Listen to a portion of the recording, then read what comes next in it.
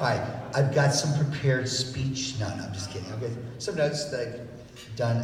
I'm really good about doing stuff in court without notes, but whatever. All right, let me just, first I want to do a shout out to my partner, Bob Gordon. Bob is very supportive of this tournament. He happens to be in the North Pole right now, if you can believe that. He went to visit his daughter in Sweden, and since you're in Sweden, you're close to the North Pole, and you have to go see the Aurora Borealis. I go, Bob, that's what we have National Geographic for. Whatever, he's there in the North Pole. But he, gave me the blessing on going ahead and underwriting this tournament. And really, you're our friends, and it's, certainly something that we really feel very, compelled to do, especially when, I have a teenage son, I have a daughter who'll be a teenager, and you can really connect to it when you have, kids that are in that age group. I also want to thank President-elect Trump for creating this wonderful club. I hope you all enjoyed it. It's a beautiful facility here. The golf course is great. This ballroom is magnificent. And I do want to thank President-elect Trump. I want to thank Tony Servillo and Chef Chris for the yummy food and the drinks. I think it's always, I remember Mar-a-Lago for 20 some odd years, and Tony used to run the club over there, and that's what makes a club. Makes the clubs the members and the staff, and we got really tremendous staff here. And I want to thank David Trout for organizing this tournament. It's a lot involved. If anyone's ever done one of these golf tournaments, there's a lot involved in doing that. And most importantly, I want to thank all of you for coming out here and participating. And it's a privilege for my law firm to underwrite this event. And I want to shout out to Russ Seeger. Russ really been very involved with the Hendel family, and he's been really very inspiring for me to want to do something like this. And we want to make this an annual event, by the way. This is our first time doing it, and I think I might have screwed up on the weekend because kids are out of school and everyone's flying off to Colorado or whatever. So I think we're going to do it next year, the weekend before this. But it was a great turnout, and I really do thank you all for coming out. Obviously, I want to thank Bobby and Damien Hendel. They really did help organize this event, and it's certainly a worthwhile event for sure. Our hearts go out to the Hendels for the tragic loss of their beloved son, Asher, and they should be commended, really, for creating the Forever Frosty Foundation in memory of Asher. It helps families in need, just so you can appreciate this. Not everybody can afford the counseling, not everybody can afford what goes into helping, teenagers. This is a tough town to be a teenager. We have clubs like this, we have parents that are, ambitious. A lot of these kids go to schools where, everyone wants to go to Ivy League. I mean, it's very, very, a lot of pressure. I grew up in, Miami, Carroll City. There was no pressure. Well, I didn't want to get out of Carroll City, but, the point of it is it's just definitely much different here. And I see it firsthand with my son, who's, on the Benjamin golf team, and my daughter goes to Benjamin. And, there definitely is a lot of pressure for these kids, and they need help. And we have an opportunity.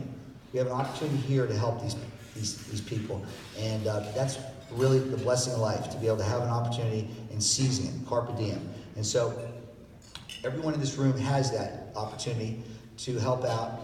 And hey, it's America. Somehow money always solves problems. I sue insurance companies and big corporations, and I always say, I don't have the problem, you have the problem, but you also have a checkbook. Okay, so let's get rid of the problem. And there's some mediators here, there's some judges here, they know what I'm talking about. So what I ask of you all is to be generous. It's the end of the year now. Everyone's got to deal with the IRS, all that kind of stuff. And I'm going to, as a matter of fact, I personally am going to create a foundation, Donors Foundation, and I'm going to try, over the next several years, whether it be the first T, whether it be prevention of teenage suicide, the Forever Frosty Foundation, anything I can do to help and directly help. And so often, so many of these charities, and we all get hit constantly by them, and they're national charities, and they got all these salaries they're paying for people in Washington D.C. I mean, I don't have to tell you what's going on, right? And so the fact is, this is really a local situation. It's our community that really needs the help. And so I really ask of y'all to be generous and give to the Forever Frosty Foundation. And again, I'm going to make this an annual event. It's worthwhile. It's certainly worthwhile.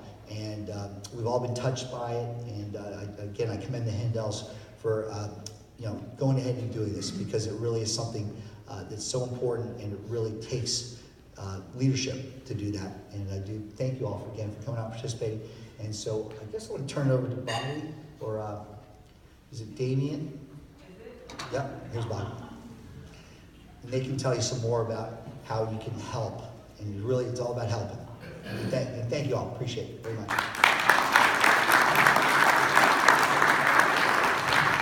Thanks to Michael, I can move around, right? I have notes, but they don't serve me right. I was going to start this whole thing and spoof Adam a little bit, because we've all been cornered by Adam, and he speaks and he tells us all these wonderful stories and tales and adventures. I'm a storyteller. Yes. And a drinker. Wait. You can't be a drinker and not a storyteller. And obviously we know that because he was speaking a long time before. But I got to tell you, when Adam talks about his kids, Brandon and Eden, he stops and he pauses, because they are his life, okay? My son Asher was my life. And it was a shock that he died. You can go on our website and look at all the gruesome details. But I knew in my state, right after he passed away, that I had to do this foundation. Believe me, this is not what I want to do. Nobody wants to do this, I'd rather do the fun stuff. But I'm compelled to do it. Asher we'd always laugh, because I would say, I gotta find my purpose, When you go off to college, I'm gonna find my purpose. And I was involved at Benjamin and all these other charities, the Honda, Habitat for Humanity, blah, blah, blah. But they meant a lot to me, but it didn't really touch my heart. So, with Asher's passing, my purpose found me. So we started the Forever Frosty Foundation. And Adam, I can't even believe that you put this together within a week? Huh? We work quick in my business. Oh my goodness. And you put so much stress on me. Just kidding. I had to make the shirts, the brochures, but it was so worth it. I knew you could do it, that's why. Of course, I work best under pressure. And also, there's not a lot of times when I have like an audience filled with mostly men, so I'll take advantage of that. Sorry, Bobby. He's just thinking like, what is she gonna say now? No, anyway, so I want to tell you a little bit about Forever Frosty and how we got the name, because it kind of brings it home. When Asher was 5, we went to a book reading at Barnes & Noble. An author was coming in for a Christmas story. And afterwards, like every little kid, they run around and they want. Well, he wanted this little polar bear. And I'm like, nope. We came here for the reading. So he cried all the way home, got him to bed, and the next day I thought, you know what? I celebrate Christmas, Bobby celebrates Hanukkah. I'm gonna get him that little polar bear for the first night of Hanukkah. He was so attached to it, he named him Polly, and it became our thing. I gave him Mommy, then Pappy, and then everybody else gave him. And whenever we would travel, we would go and get a polar bear, or a figurine, or whatever.